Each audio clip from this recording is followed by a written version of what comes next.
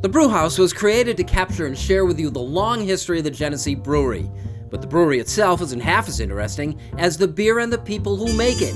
Visit GeneseeBrewhouse.com.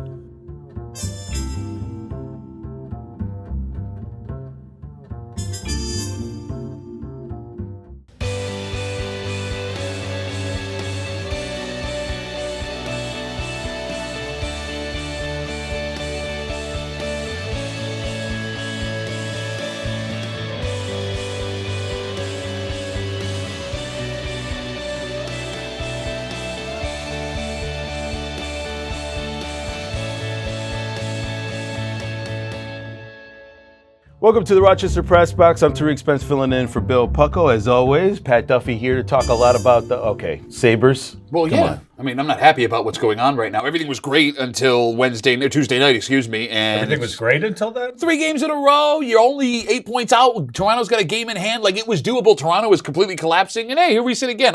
They let me get my hopes up and then lose to one of the worst teams in the league. I guess being one of the worst teams in the league, that's going to happen every once in a while. I think he's just saving his Syracuse orange jerseys for the tournament. Or hopefully they Which get tournament? in. Yeah, whichever one they let Syracuse orange in. Right. Carl Falk, good to see you back. Good to see you, Tariq. How are you? I'm doing great. We're still here.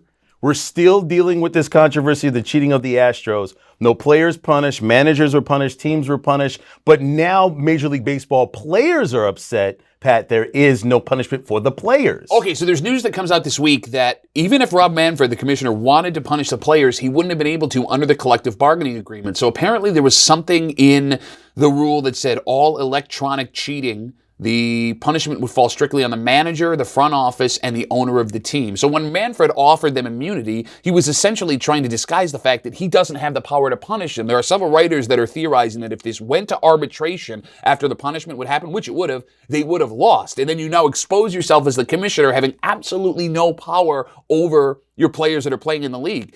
It looks like now, based on that, no matter what would have happened here, that Manfred was in a situation where he was set up to fail. I mean, he didn't help himself with the comments that he made earlier this week, but I almost feel for the guy at this point. He looks terrible, even referring to the World Series trophy as a piece of scrap metal. It just keeps getting worse and worse and worse, Carl. And I think that's the point. Everyone who's been up in front has handled it so poorly, they just continue to show up at the fire with a can of gasoline.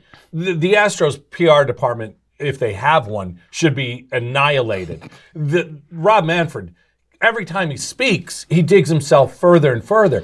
The amazing thing to me about this is the players are now not holding back. You know, forever in the steroid era, nobody would call out anybody. They'd look the other way because, you know, they're union, they're group, they're together.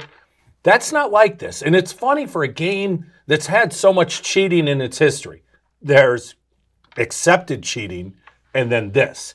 This is clearly over the line of one of those unwritten baseball rules, and the players aren't having it. And frankly, dead time of year for sports, it's kind of fun. And the comments coming from the players, they vary from basically Judge saying, you know what, they didn't earn it, to Nick Markakis basically saying they needed a whooping. Yeah, he went scorched earth on everybody, but I do find it interesting. You're right, how this is the first time in Major League Baseball history, at least what I've witnessed, where you have guys actually coming out and saying, well, what are you doing? These guys don't deserve stuff.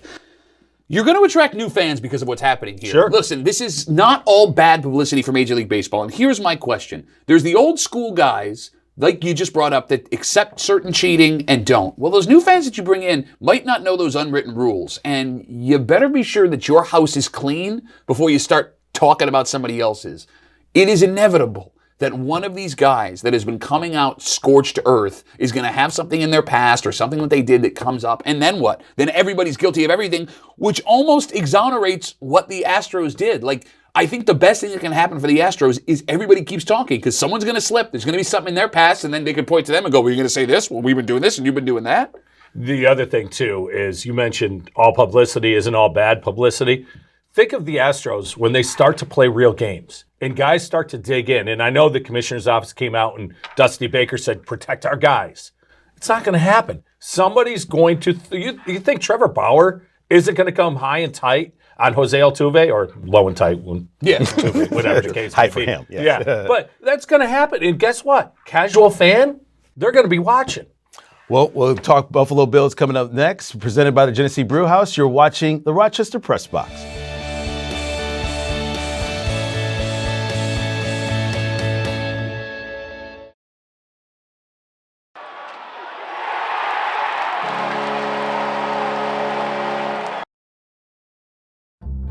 The Press Box is brought to you in part by Bay & Goodman Pizza, a local Rochester favorite. Corner of North Winton and Browncroft, Bay & Goodman Pizza.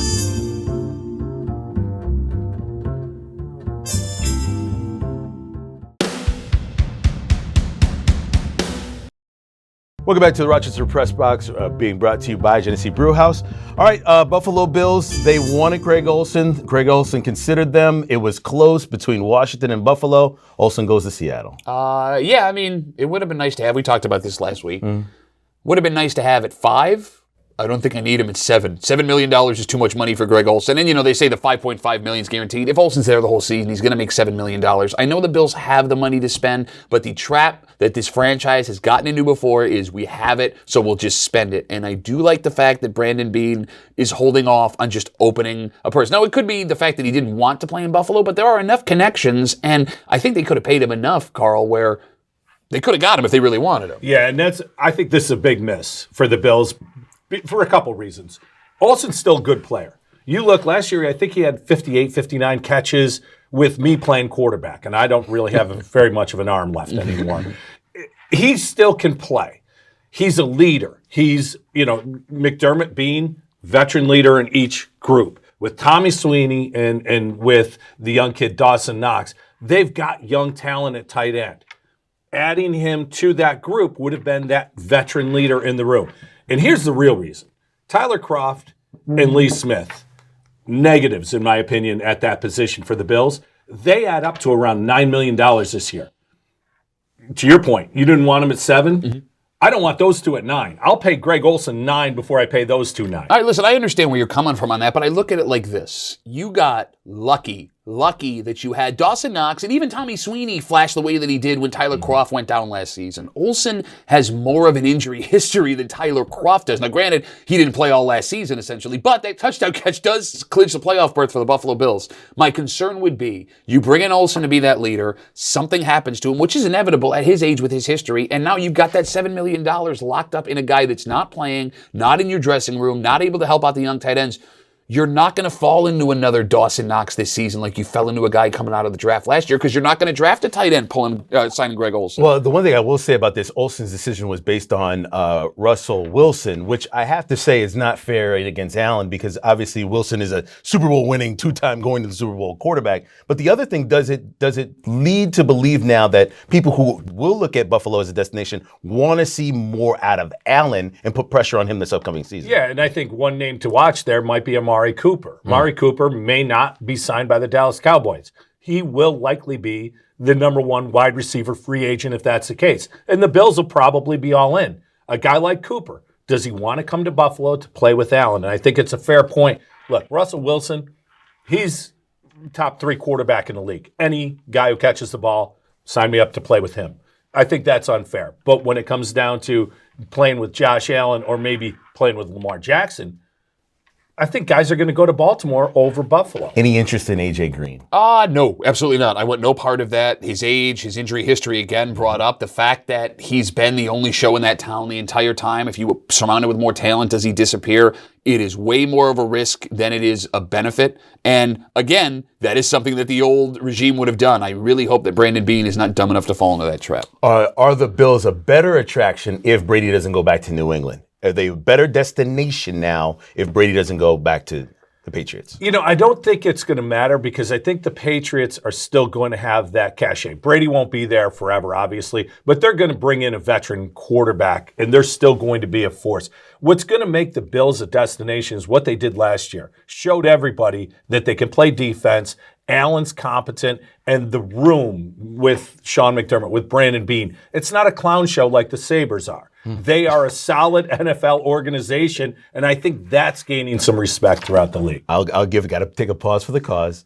This segment of the Rochester Press Box being brought to you by Genesee Brew House. Like it or not, coming up next.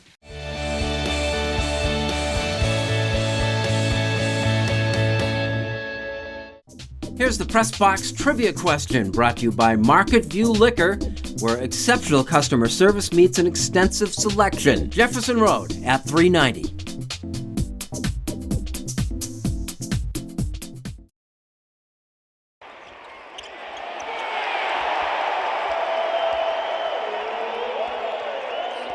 Here's the Press Box Trivia answer, brought to you by Market View Liquor, where exceptional customer service meets an extensive selection. Jefferson Road at 390.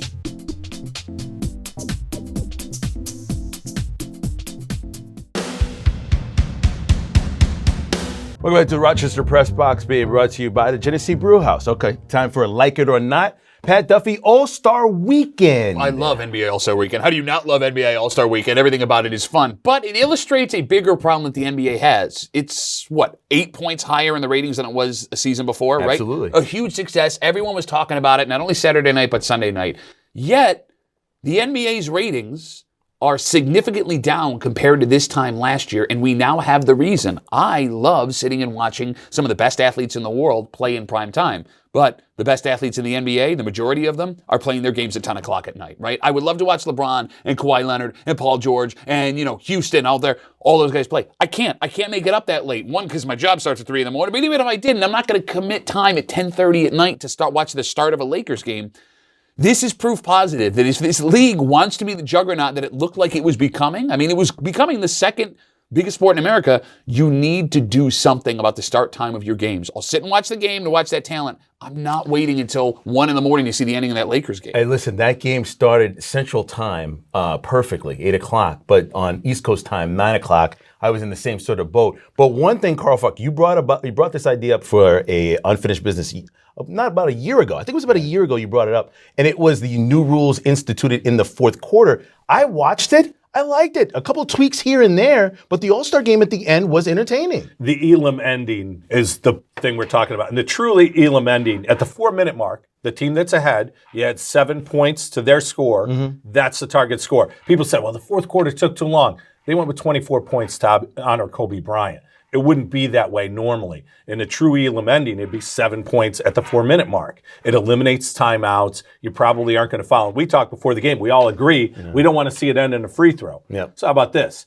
If you foul somebody and you're within that target score, you get the ball back out of bounds. You don't go to the free throw lane. You do it again, you lose a player on defense. Play 5-on-4. Whoa. That's crazy. I like everything up until that last crazy part. You're out of your mind on that last part. Well, I'm out of my mind anyway, not just on that. Well, no, the Elam ending actually did work, created a big ratings, it created a great moment at the end of the game. It was a bit long, but that's because of the entertainment in the show put in for the All-Star Weekend. I have to ask, though, Drew Brees coming back, 2020, here we go again. Controversial ending 2 years ago, tough one again, lost to the Vikings late. It seems as if there is a third or fourth time a charm. Look, Drew Brees, we're talking about Brady earlier.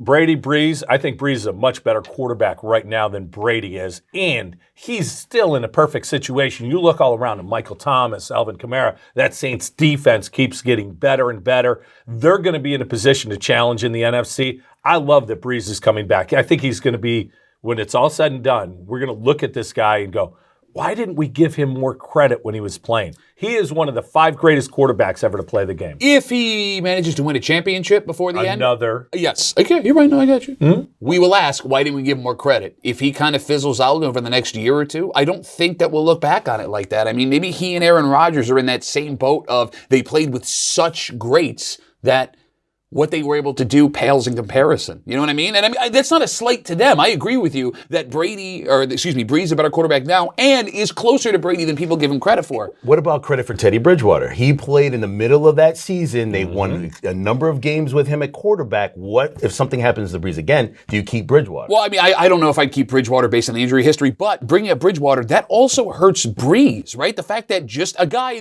whose knee didn't exist 2 years before, right? Who they took a flyer on, went in and had success in a team that Brees has been dominating with, right? You even have arguments that a guy that isn't even a quarterback should be the franchise quarterback for the Saints when Brees leaves. That's how confident they are in that offense. This is the Rochester Press Box, presented to you by the Genesee Brew House. Unfinished business coming up next.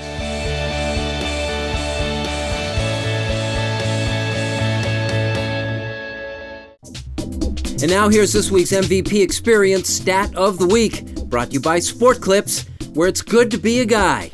No appointment ever needed.